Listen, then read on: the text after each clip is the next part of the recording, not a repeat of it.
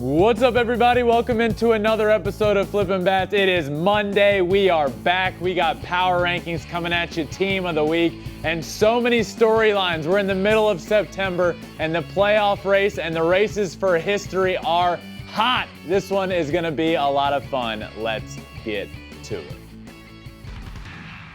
It's a blowout. 8th inning, 10-3. Bases are loaded for Verlander, who waits on a 3-0 pitch. He swings, and it's a high fly ball, deep center field. It is gone. Home run. And a huge bat flip to celebrate. All right, Ben, start the show already. I am here, as usual, joined by my friend, colleague, co-worker, whatever. Co-host? Co-host. I don't know. We can get a whole list of things going. Whatever. PIC? We could keep going. Alex Curry. Alex, I have a couple things for you. Okay. First off, the Rams. Not great. You weren't here last Monday, so I didn't get a chance to say that the Rams were not good. You can't judge based off of week one. Sure you can. I want to say that with so much confidence, There's only but 17. I can't. I know. Second off, Don't panic. we're in the middle of September, and there are some impressive playoff. I feel like things are really heating up in baseball. This is, besides the postseason and the playoffs, the best time of baseball because you're seeing teams, everything they have, literally giving it everything they got. Players, everyone's exhausted at this point in the season, but you have to make it to the finish line, and you want to make it. Yeah. You want to get that one of those spots. So this is good times. That's what Good makes times. it exciting. And we are here now in the middle of September still. Most teams are pushing for the playoffs. We have two teams that are already officially in the playoffs, one being the Dodgers, as I talked about last week, and the other being the Houston Astros, who over the course of the weekend officially clinched a playoff spot for the 6th straight year. They are the second team to do so. They are on pace for 105 wins, which would be the second most wins ever for that franchise. Only the 2019 team had more at 107 wins. This Astros team, I feel like, just continues to slide under the radar. I think for a couple of reasons. One, the Astros aren't everybody's favorite team in the world. But two, the division, though getting better, the Mariners are certainly a much better team. The Angels were supposed to be better. Many people picked the Angels this year. But what were we doing here in the AL West? It was always the Astros. It will be the Astros, and it turned out to be the year of the Astros in the AL West once again. There was never a doubt about that. And it's been out of reach for so long that I almost think this Astros team just slides under the radar until you get to October, and then everybody's like, oh, the Astros are here. Oh, the Astros are pretty good. The Astros are going to be the number one seed in the American League. They've wrapped up the playoffs early in September, but the division title is just around the corner. Here in a couple of days, they will wrap up the division. This team has done it all. Starting pitching, fantastic. Bullpen, the best in baseball by far. They have a bullpen ERA of 2.77, which leads all of baseball by a good bit. Nobody else is under 3. Their starting pitchers, a 3.04 ERA, second best in all of baseball. The accolades for this team go on and on. The statistics go on and on. It's from all over. Starting pitching, great. Bullpen, great. Offense, it seems like it's figuring it out at different times. And right now, everybody's rolling. Yordan Alvarez is on another planet right now once he came back from his sore hand. I'm rocking his shirt. Who's your daddy? Who's your daddy? Who's your daddy? Well, it's Yordan. Yordan is. I watched the game the other day. First 3 at bats, he hit 3 home runs. 1 to deep right center, 1 to deep left center, and then pulled 1. I mean, this guy is on another planet. And then the very next game, the first at bat of the game, a home run. So Yordan's rolling. Bregman's rolling. Kyle Tucker's rolling. It seems like this team all at once is figuring it out as we are now just a couple of weeks away from October. And you know what October means? That means playoff baseball. And the Astros, Alex, they will be there. But I'm going to tell you, covering a team in the AL West for 10 years, the Astros have always been good. Yeah. They have been. Feels like for the last decade. For the better part of a decade. But I'm going to be honest with you. The reason they're flying under the radar is because people don't want to give him the attention. I don't know if you remember. You might, not be a fan of me for bringing this up, but that whole trash can scandal, yeah, that thing.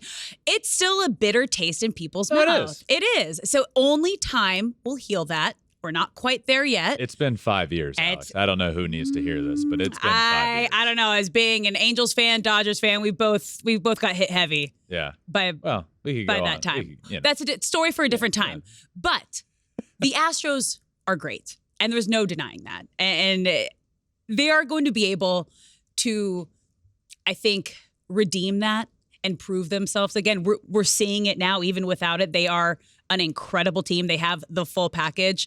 Not to mention your brother, who just came back and had an unbelievable, hey, don't forget about me. Yeah. I'm still here and I'm doing fine.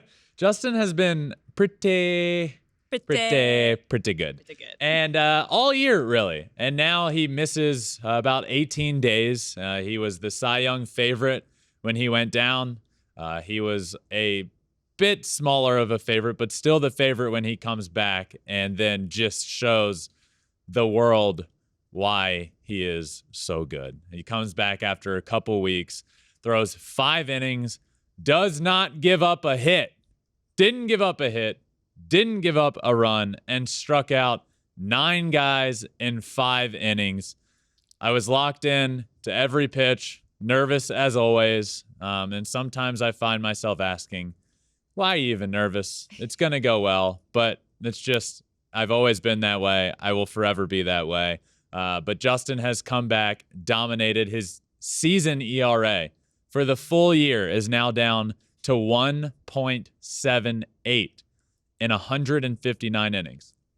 Now, just for reference there, that is pretty impressive. It's the lowest by an American League pitcher with at least that many innings in 1 year since Pedro Martinez's epic 2000 season, which was 1.74. The second lowest behind him ever since him. That is wildly impressive. At 39 years old, he's the oldest pitcher in the last 100 years with 25 strikeouts and 0 runs allowed in a 3-game span. So he goes down, he misses some time. You think, okay, what's going to happen here? How much time is he going to miss? Okay, then we get good news. It's not going to be a ton of time. Will he have to go on a minor league rehab start? Turns out that answer is no. How will he be when he comes back? Turns out the answer is pretty dang close to perfect. It was unbelievable, his outing. He has continued to be unbelievable all year long. This is, numbers-wise, the best year of his career, which is wild. He won an MVP. My brother is an MVP winner in 2011. He's 39 years old, coming off of 2 years of not pitching and Tommy John surgery, and he is better numbers-wise this year than that year and any other year. He won the Cy Young Award in 2019, and this season, after 2 years of missing time on the mound, this is the best year of his career. It's truly unbelievable. I am hopeful he marches to another Cy Young Award, but that's all accolades that we'll figure out at the end of the year. But what's impressive is the year that he's having. The only other pitchers to do this, what he's doing, at 35 years old or older. Now, Justin's 39, not even really close to that 35 number because he's old. At 35 years or older, R.A. Dickey in 2012, Roger Clemens in 1998, and Nolan Ryan in 1984. Wow. Now, I don't have the kind of insider information that you have on your brother, but from an outsider looking in, someone at his caliber, that competitive of an athlete at this point in his career, after having to sit some time out this late in his career, I imagine this slight little injury break that he got almost adds that extra motivation and that extra, oh no, you're not taking this away from me. I am almost to the finish line here. I am having one of the best seasons of my career. And just as an athlete and the person that he is, you got to imagine that just kind of like sparked something in him for this comeback. I think, it could have two factors here. One, you're right. Yeah. It comes back and it's like, let's not forget what was happening here. Yeah. But two, it was maybe just long enough that it could be used as like, this could be a good thing heading into playoffs. Like his arm, he hadn't pitched in a while. This is a little break. Not that you wanted it or anybody asked for it, but now that he is back, thank God, avoided worst case scenario with the injury. It wasn't super long. Maybe it's just a little break. And now heading into the rest of the year, he's still in position to win the award and then get into the playoffs and do some work there. But you're right. And this year, just to give you some numbers with this, to cap this all off, to really drive the point home, his numbers this year: wins 17, tied for the second most in baseball, leads the American League. ERA 1.78. There's nobody else below a 2. He's at 1.78. WHIP 0.83, the best in all of baseball. I mean, all of these. Opponent batting average, second best in baseball. OBP, opponent slugging, the best in baseball. Opponent OPS, the best in baseball. My brother is the best pitcher in baseball, and he's 39 years old. And that's pretty cool. And he has meant a lot to this Houston Astros team. He's a legend. He's a legend in the game of baseball. And hopefully one day he's on the way to the Hall of Fame, which I believe he is. I think a lot of people are in agreement there, but I don't want to count my chickens before they hatch. I'm superstitious like that. But another guy that is on the way to the Hall of Fame, and maybe another that could follow, Albert Pujols, Aaron Judge, the quest for 700 and the quest for 62. Well, it's continuing, and it continues. Both of these guys, Albert Pujols, just FYI, Albert Pujols was the one I was saying is in the Hall of Fame. Aaron Judge was the one that, hey, you never know. Maybe, hopefully, we'll see. I'm rooting for him. Albert Pujols hits another one. He is at 698 home runs. 2 away, if you're not great at math, 2 away from 700 home runs. He would be the 4th to ever do it. He's already in 4th place, the 4th most home runs of all time. But just getting to that number would mean so much for him, for the game of baseball, for me watching, for you watching. This is what everybody wants. And Pujols hit another one. By the way, we'll get to this on the Thursday show, but shout out Alex, her pick to click. She needed that. She needed that one. Pujols is one closer. He is getting there. From one guy chasing history to another guy chasing some pretty big history, Aaron Judge. Aaron Judge is chasing down the Yankees home run record, which would be the American League all-time single-season home run record. The update on this guy is he just keeps hitting home runs. He hit 2 earlier in the week, and then on Sunday added 2 more to that total. He is at 59 home runs on the year. Unbelievable. 1 away from 60, 2 away from Roger Maris's Yankee record, 3 away from, you guessed it, breaking Roger Maris's home run record. Unbelievable. He's been chasing history for a long time. Something I thought about was, the pressure that comes along with this. There's a lot of pressure on him, and he's doing it in New York. Nothing says I embrace the pressure than having $215 million in the palm of your hand at the beginning of the season and saying, no, I'm going to bet on myself. We should have known then and there that he was going to embrace the pressure, and he is just thriving right now. 2 more on Sunday. The total is now at 59. So Pujols and Aaron Judge, honestly, this was a good update for you. They're getting closer. Pujols 2 away, Judge 2 away, but Judge is 3 away from breaking the record. So from those two guys chasing down history, let's go on to another guy. We'll talk about Aaron Judge. We'll talk about Shohei Ohtani in this episode's MVPU. MVP update. Aaron Judge, Shohei Ohtani. As I just mentioned, Judge is now at 59. 2 more home runs on Sunday. He is now 1 away from 60, and he would be the first player to hit 60 since Barry Bonds and Sammy Sosa in 2001. and is on pace now for 65 home runs. The last time a player hit 60-plus home runs and did not win the MVP award was in 1999, when Sammy Sosa hit 63 and Mark McGwire hit 65, and they finished behind Chipper Jones. So, it's happened. It has happened before, where a player hit 60 and did not win the MVP. On September 13th, last week, Aaron Judge finished the day with 57 homers, which was 20 more than what Kyle Schwarber had.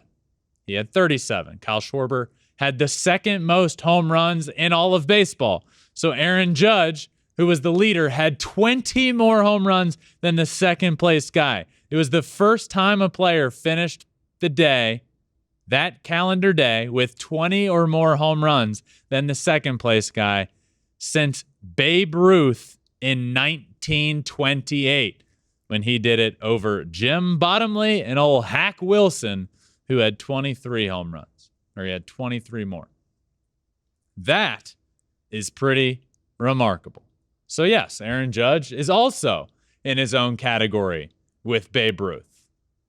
There's another guy in his own category with Babe Ruth and surpassing Babe Ruth and being in his own category. So yes, Aaron Judge continues to march toward history. He could pass Roger Maris and break that record, but he is now 14 behind the record holder, Barry Bonds.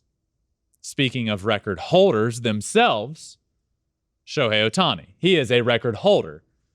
He has done things that nobody has ever done in history. Not Babe Ruth, not Barry Bonds, not my favorite player, not your favorite player. It's Shohei Ohtani alone. 30 home runs in a season, 10-plus wins. Guess what? That's never been done before. He's also had another record-breaking stat this year of 500 batters faced and 500 plate appearances. Only Babe Ruth has done that. He's in the 590s for both. So give him another start, and he will get to 600 and 600, which Babe Ruth never did that. Shohei Ohtani will be again alone as a record holder. So where do I begin here? Every single MVPU, it just comes naturally, I have to stop. Every single MVPU, I'm going to make a point about an argument that there is, and today's will be war. But I just can't. I keep seeing these quotes throughout. Aaron Boone the other day said, yeah, Shohei could be having a better season than he had last year. But what Aaron Judge is doing is one for the ages. And it just makes me stop down for a second. Is this season, he said the season that Aaron Judge is having is one for the ages. And that is true. What Aaron Judge is doing is one for the ages. What Shohei is doing is the ages. I don't even know if that's a saying, but it is, because nobody else has ever done it. Yes, Aaron Judge is having a season for the ages. Shohei Ohtani is having a season that nobody's ever done before. How can you get more than a season of the ages than that? You can't. It's not possible.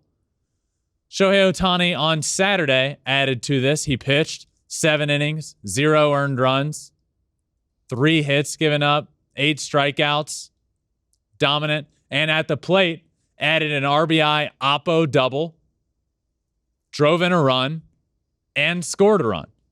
So he was responsible for both runs on the offensive side. The team scored 2 runs. He was responsible for both.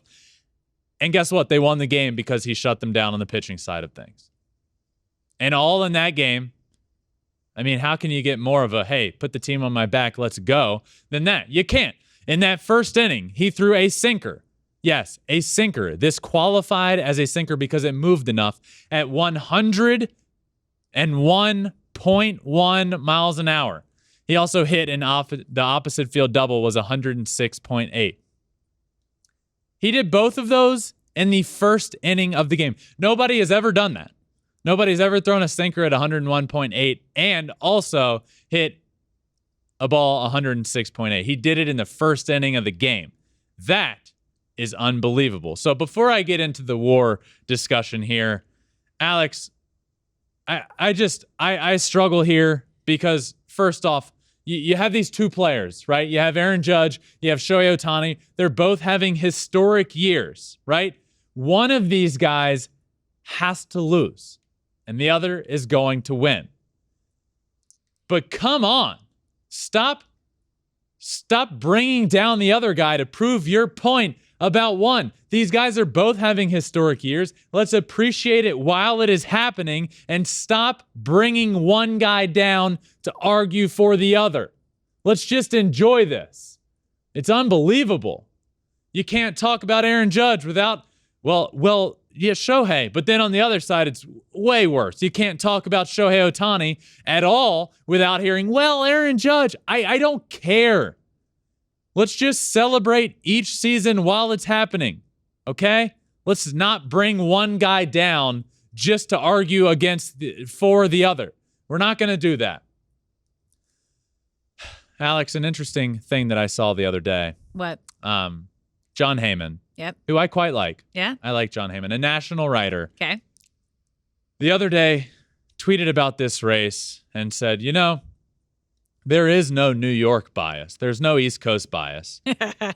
Point one, that's ridiculous in that. But in fact, there's a California bias. This was his exact tweet.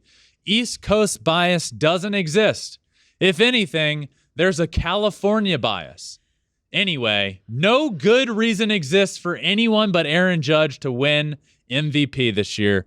Just remarkable. But Alex, you know better than anyone that good old Orange County, Anaheim bias. Let me tell you, have you been to a New York Yankees game? I have. Have you ever listened and felt the passion and the aggression of their fans? It is great, yes. There's not much that compares to Yankees fans. Yeah. They live and breathe and die for their players. Doesn't matter what's happening. They are always going to pick New York and pick their Yankees and have their backs. Now, if you've been to an Angels game, it's like a picnic in the park.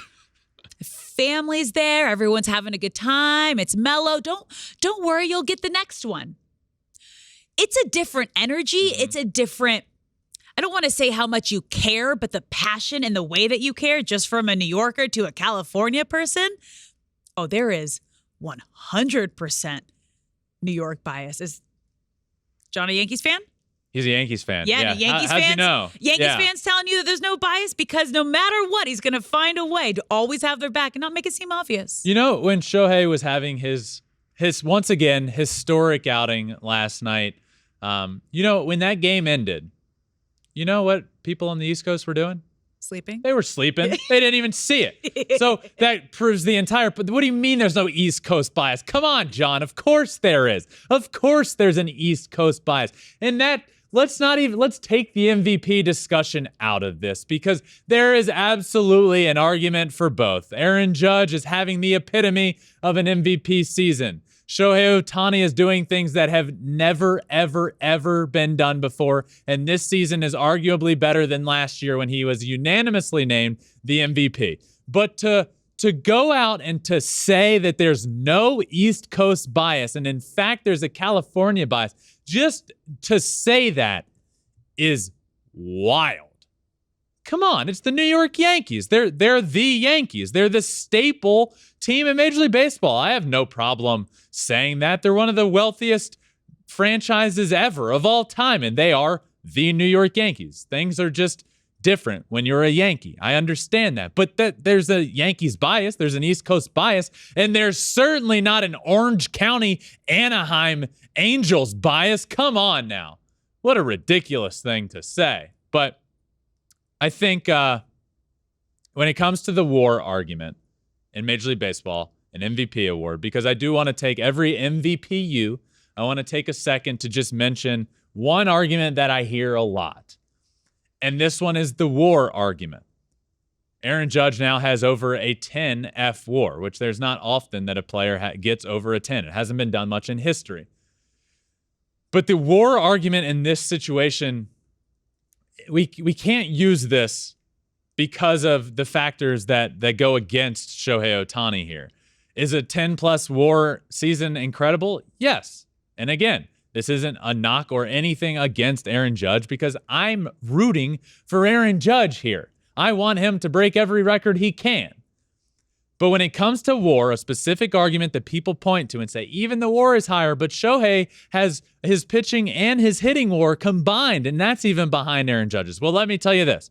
Shohei is listed as a DH. So automatically, that's a negative 1.5 WAR against him because he's a designated hitter. For most designated hitters, guess what? That makes a lot of sense. Deduct some WAR from them because they're not out there playing defense, and defense matters. Yes, the reason Shohei is listed as a designated hitter is because he's pitching every fifth or sixth day. That's why he's DHing. But so he shouldn't have that penalty against his WAR because he's DHing because he's pitching every fifth or sixth day. Also, WAR can't quite quantify. There is no way to put a number on this that, not only is, Shohei's, you combine the WAR, but there's no way to say that's one player. You can't put a value on one player doing both of those things. You can't also put a value on, hey, guess what? One roster spot is doing this. There's another open roster spot because of what Shohei is doing as the ace of the staff and one of the best hitters. I say one of the best. Mike Trout exists. So as one of the two best hitters on the team, you can't quantify that. WAR can't quantify it. So is it a great stat? Yeah, sure. Let's point back to and use it in history. But to use it in a one-on-one argument against Shohei Ohtani and Aaron Judge in an MVP debate just isn't the right thing to do because of the penalty that Shohei Ohtani is given due to being a designated hitter. He should not obviously have that penalty, but he does. Whew. These MVPUs get me fired up. But from two guys that are all-time greats, Shohei Ohtani, Aaron Judge, to another guy that could be a MVP in his future, Julio Rodriguez. But we shall see. But let's talk a little bit about the Seattle Mariners. And he's a big part of what I want to talk about now, and it's the Seattle Mariners as a whole and some reasons that they're not just maybe going to get into the playoffs. This team is the real deal. They are legitimate playoff contenders. The Seattle Mariners are for real, and I want to give a few reasons why. The first is who I just mentioned, Julio Rodriguez. Julio Rodriguez is a superstar, an absolute star in the game of baseball. He is the third rookie ever to go 25-25, which means 25 home runs, 25 stolen bases, but the first rookie to ever do it in his debut season. First ever in history. Baseball history, pretty deep, pretty rich history. He also has 5 home runs, 447 average over his last 10 games. I mean, this guy is on a roll. One of 3 AL players aged 21 or younger to do that, along with Ted Williams and Al Kaline. You may have heard of those guys. It's just remarkable. You just watch him play baseball. He looks like a star. Was watching a game the other night. The Mariners had a 6-2 lead in the 9th inning. They blew it. They got down. They looked like they were going to lose the game. Next up, Julio Rodriguez hits a home run to tie the game. He's clutch. He has the makings of a star. You know what? He already is a star. Julio Rodriguez is a superstar. And one of the reasons that the Mariners are legitimate contenders is because of Julio Rodriguez. Another one is because of all the power they have on this team. You look at October baseball. Pitching wins. We know this. So there's not going to be a lot of opportunities to string 5, 6, 7 singles together, and next thing you know, you've scored 2 or 3 runs. You got to hit the ball out of the yard. And a lot of people on this Mariners team can do that. They have multiple guys with over 15 home runs on the team. Obviously multiple, but they have a good bit, okay? Seattle has 4 players that have hit at least 15 home runs this season. That's the 5th most in the American League. 16.2% of their hits this season are home runs. That is the 5th highest percentage in Major League Baseball. So it's important come playoff time to be able to hit for power, and they do that really well. Eugenio Suarez, who hopefully avoided a big injury, and it looks like he'll be able to come back this year. Eugenio Suarez, 31 home runs on the year. Julio Rodriguez, superstar, 27 home runs. Cal Raleigh, 23 home runs. By the way, Cal Raleigh leads all catchers in home runs this year, and he has almost 100 less at-bats than the guys that you'd think and the guys that come to mind.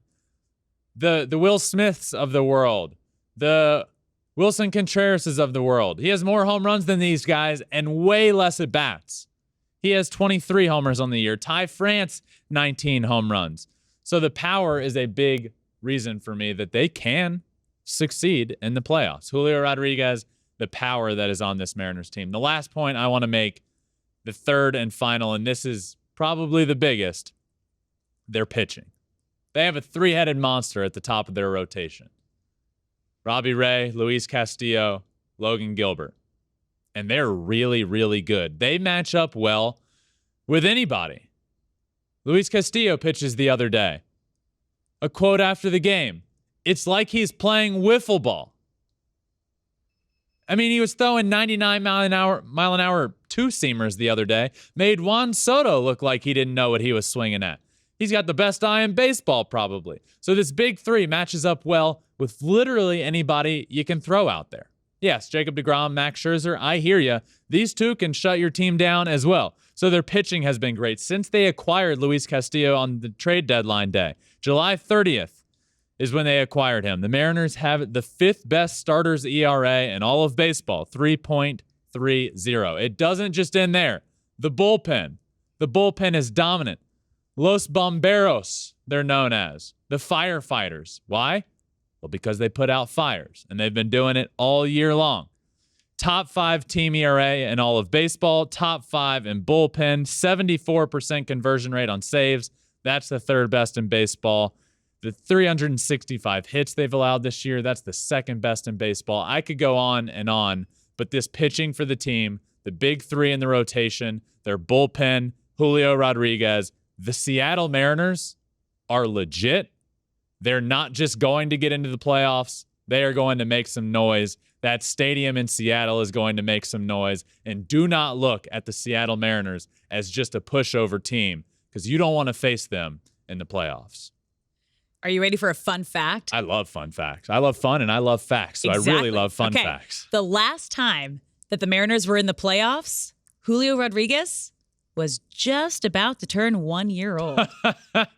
And he's the reason, and he is helping them, hopefully, end that drought and get back there. Are you saying that he was born to get the Mariners back into the playoffs? Right. It really is astonishing when crazy. You look at it. The longest playoff drought in American sports, over 20 years. Yeah.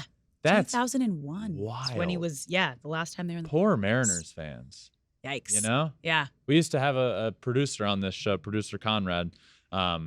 He was a big Mariners fan, and he found a way to work the Mariners into pretty much every sentence he said. And how happy does he have to be right now? Oh, I mean, this is pretty impressive what the Seattle Mariners are doing. They are back, they are for real, and they are a force come playoff time.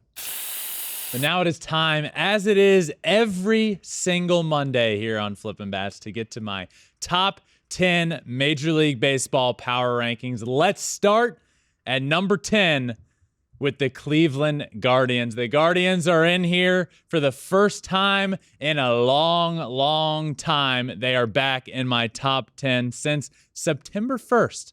The Guardians have an .833 road win percentage, which is tied for the best in baseball. Entering Sunday, they had won 9 of their last 10. It is crunch time for the Guardians. The White Sox are behind them. They're playing good baseball, but they haven't wavered and have been playing even better. They have been fantastic and are much deserved to be in my top 10.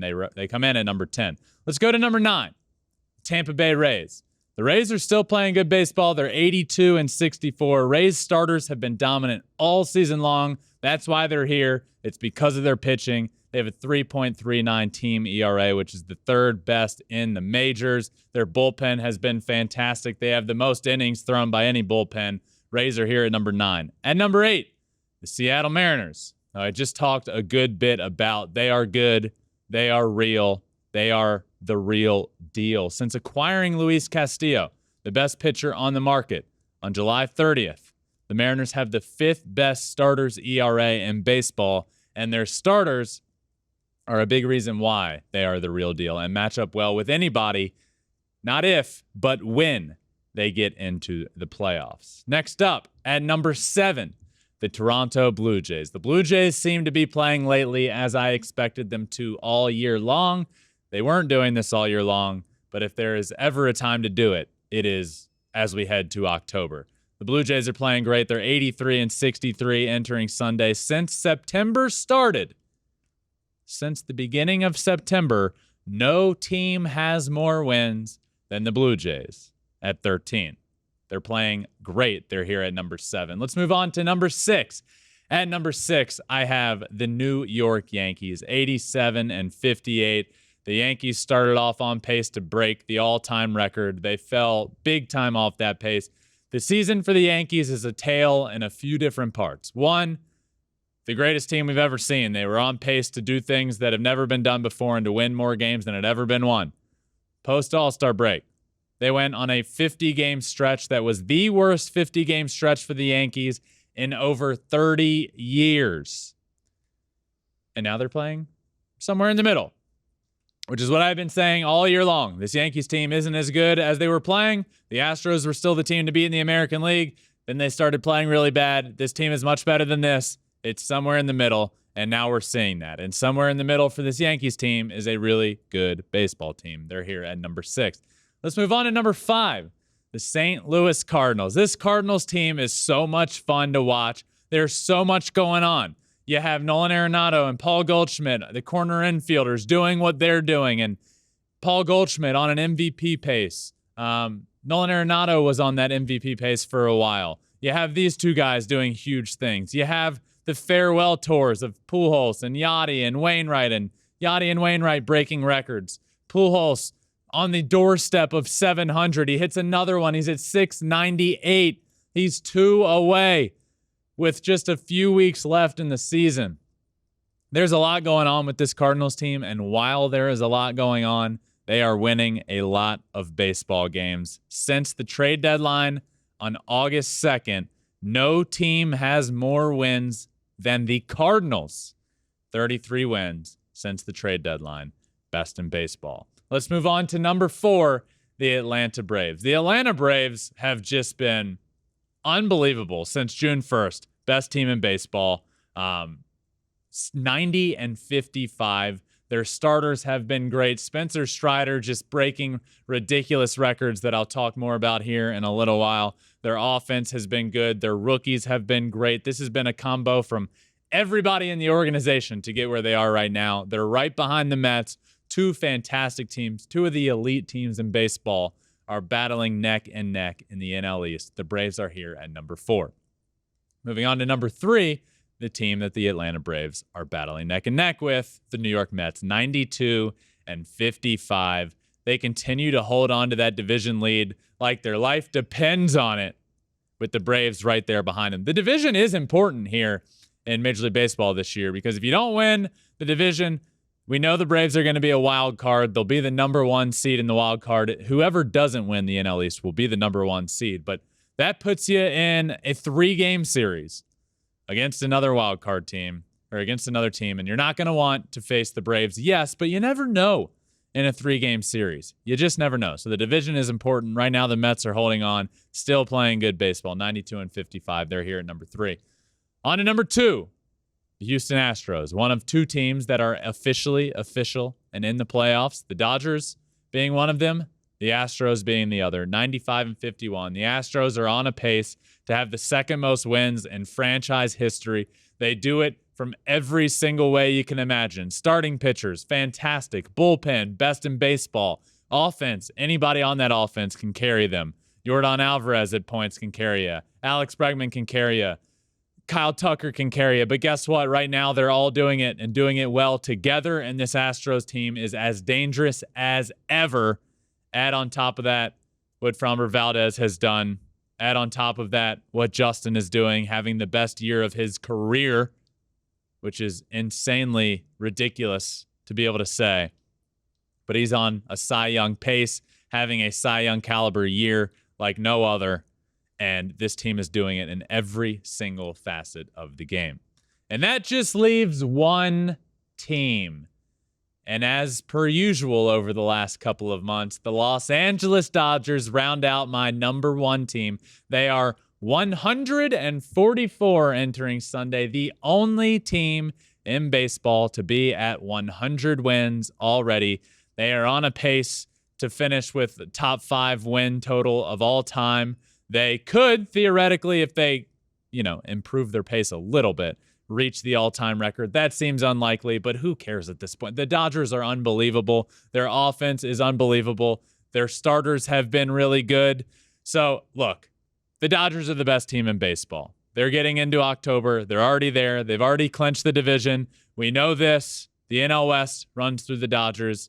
If you ever find yourself entering a year thinking, well, maybe, just stop. Don't. It runs through the Dodgers. They've already won the division, and the Dodgers are the number one team in my power rankings. Can I hear you say that one more time? The Dodgers are the best team in baseball. Well, you did say that. We did hear that. They're the number one in my power rankings. We did hear that. They're the best team in the regular season in baseball. When the calendar turns to October, the Dodgers change. We talked about that last week. Yeah. So look, I have no problem saying that. The Dodgers right now, yes, are the best team in baseball. Yeah, fastest team to clinch, fastest team to 100 wins, fastest team to 100 wins in the last 21 years. Last team to do it, Mariners. It's a good little nugget there. Yeah, little nugget. They're going to go. They're going. It is their... Going where? Where are they going? They are going to the World Series. Oh, they are going all the way. But speaking of greatness, I think it's time for your greatest players of the week. It is your team of the week. All right, and now let's get into it. So for those that aren't aware, for those that don't know, team of the week, best player at every spot from throughout the week. Let's start at the catcher position. Best catcher last week, Tomas Nido. What an absolute stud. I played against this guy in the minor leagues for a couple of years, and I just remember thinking, this guy's a big leaguer. Little did I know, he's a big leaguer, and he'd wind up on my Flippin Bats team of the week. 600 on the week. Pretty good. 2 home runs, 5 RBIs. Just a dominant week for Nido as the Mets just keep rolling. Let's move on over to first base. My first baseman on team of the week, Pete Alonso. Another New York Mets. 308, 2 home runs, 6 RBIs, an absolute stud. Pete Alonso, I predicted last week would win the RBI crown in the National League, by the way, so we'll see about that. Added 6 more this week. Let's move on to second base. At second base, Gleyber Torres. Torres continues to tear it up for the Yankees. 391, 2 home runs, 8 RBIs. Just a great week. That's what it was. Tore it up in Boston, tore it up for the Yanks when they needed it the most. He's been a big reason for their success lately. Obviously, Aaron Judge has been great all year long, but Gleyber Torres has gotten hot when the Yankees needed it a lot because they hadn't been playing great baseball for a while, but he's been big for them. Let's move on over to third base. My third baseman, Justin Turner of the Los Angeles Dodgers. 450, an OPS of 1,400, and 2 home runs on the week. Not the year that we had been accustomed to from Justin Turner over the last few years, but lately he's been rolling and he finds himself as my third baseman on team of the week. Next up, at the shortstop position, a good friend of mine, Willie Adames, played together in the Tigers organization, a couple different locations, West Michigan teammates.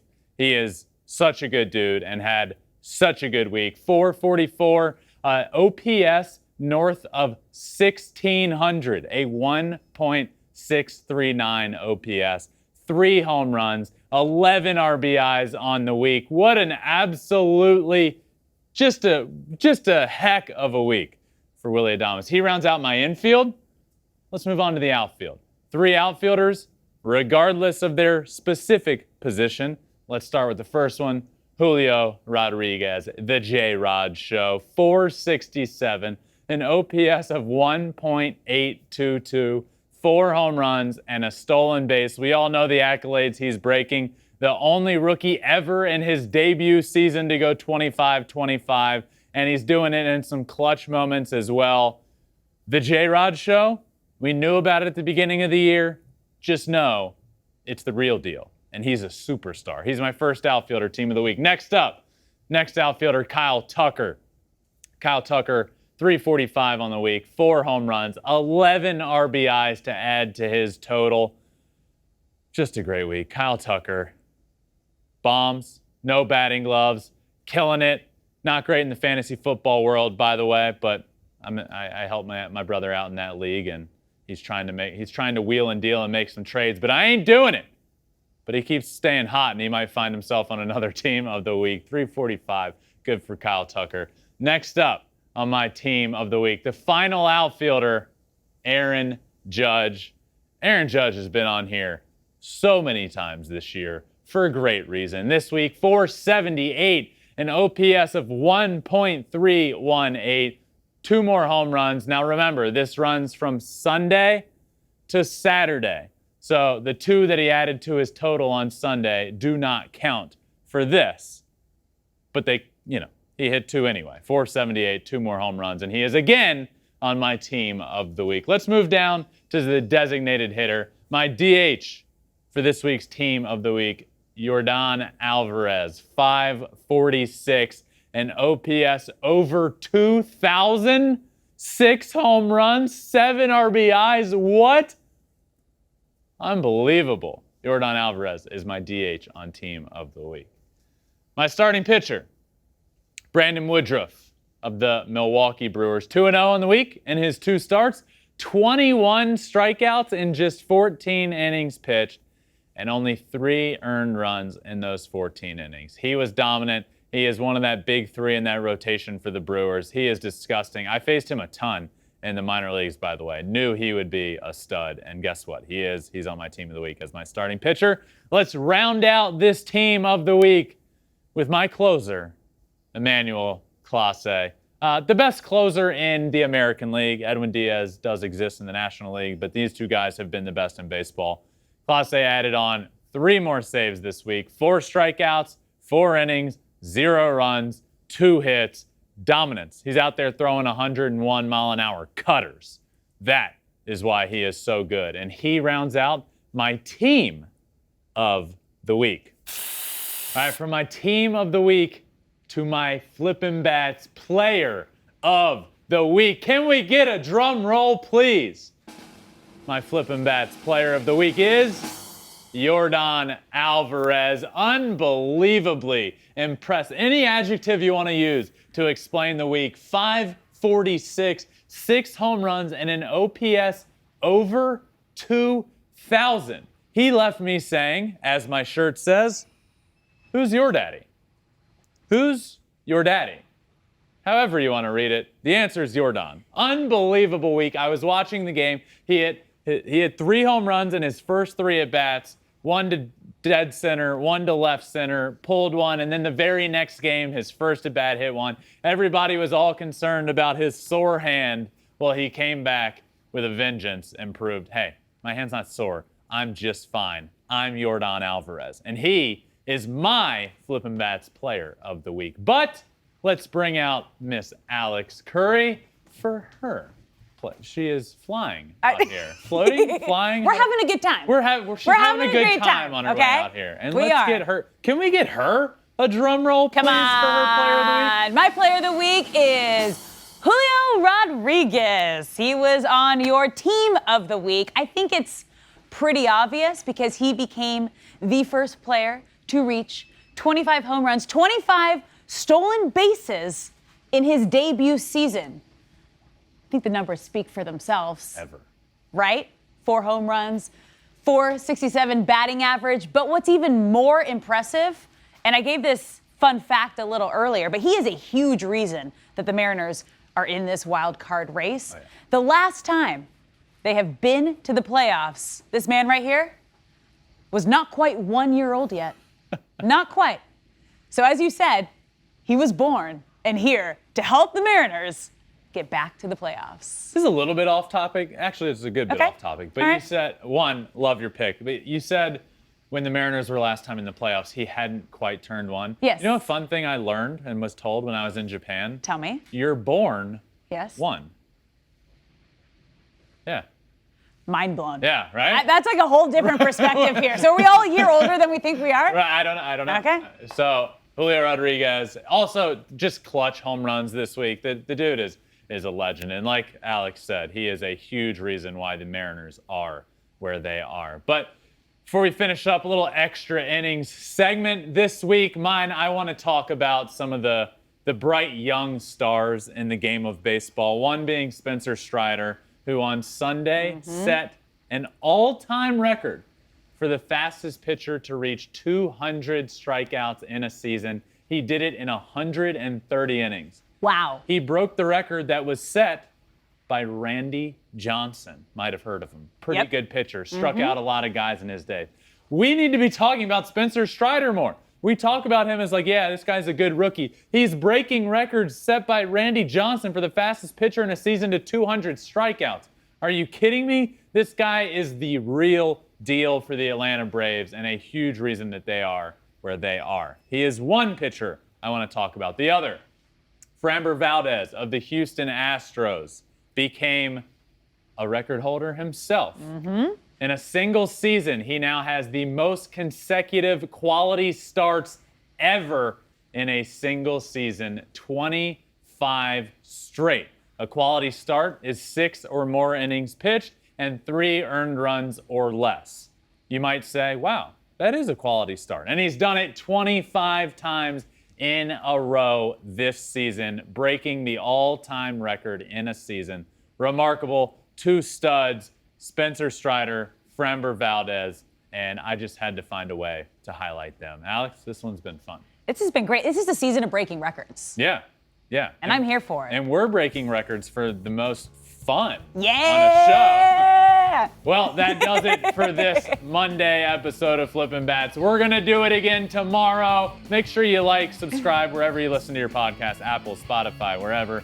Follow along on all social media as well, Twitter, Instagram, Facebook, and TikTok. And you can watch every single episode on YouTube as well at Flippin Bats Pod for all of them. For Alex and myself, this has been another episode of Flippin Bats. Until tomorrow,